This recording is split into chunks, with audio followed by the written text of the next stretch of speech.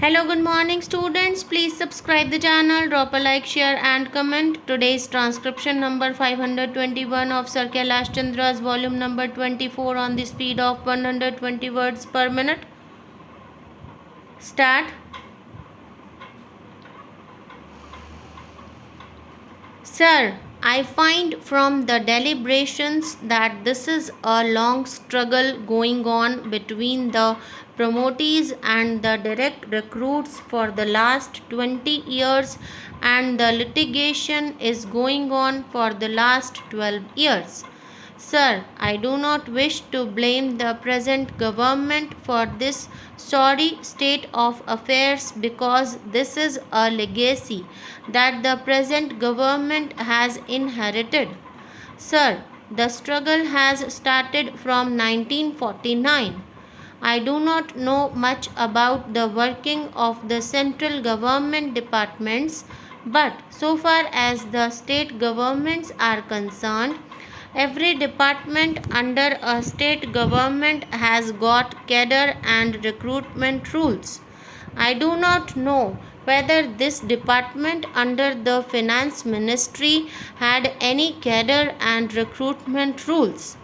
I am raising this specific question because just now the Honorable Minister has stated in his statement that he had to prepare the seniority rules in pursuance of the decision received from the Supreme Court.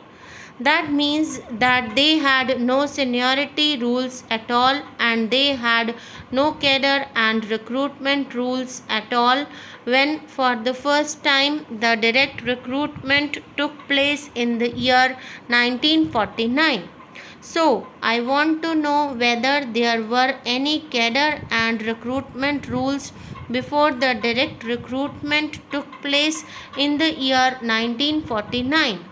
Why I am putting this question is because I had an occasion to hear both the sides.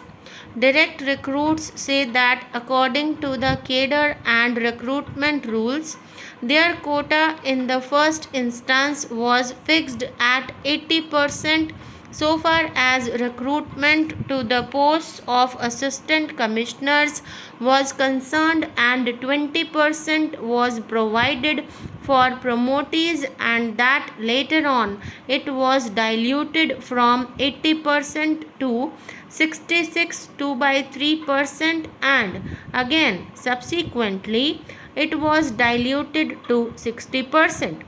So, I want to know whether there were any cadre and recruitment rules, and if there were any cadre and recruitment rules, whether promotions were strictly made in accordance with the cadre and recruitment rules. If so, this situation would not have arisen at all.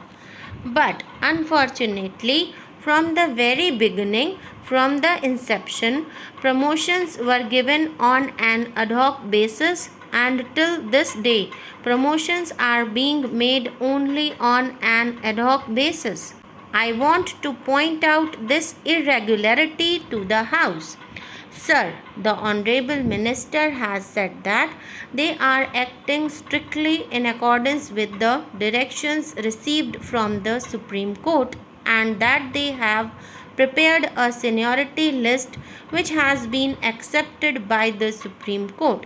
But this morning somebody told me that the promotees are dissatisfied with the seniority list prepared by the Government of India and submitted to the Supreme Court, that they have again approached the Supreme Court with a review petition, and that the review petition has been admitted. If a review petition has been admitted, and if government were to receive orders and directions from the Supreme Court every now and then, I do not think, sir, that for another 10 years this matter is going to be settled.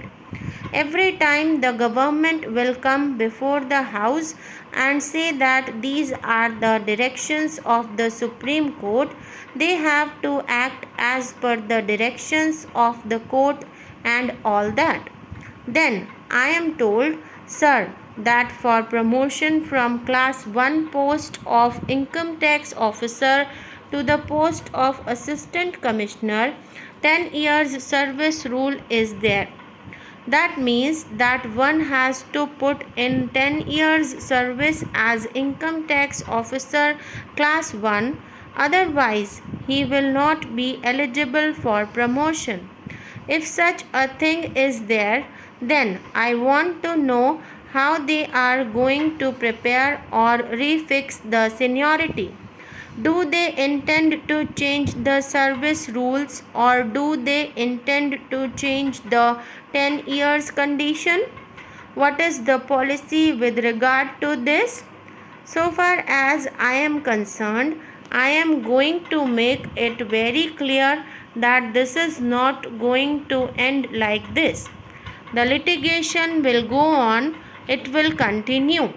The government may seek the opinion of the law ministry or seek the opinion of the attorney general, but the struggle between the promotees and direct recruits will go on like this, unending. That is why my suggestion is that the minister concerned should take personal interest in this matter, discuss with the representatives of both the direct recruits and promotees, and thrash out this problem. If it is not possible for him to thrash out this problem, it is better to prevail upon them at least to agree to refer the matter to arbitration, nominating one from the direct recruits, one from the promotees, and one from the Government of India, by taking an undertaking from all the parties concerned that whatever be the award of the arbitration, it will be final and binding on all the parties. I want to know whether the government is prepared to look into this.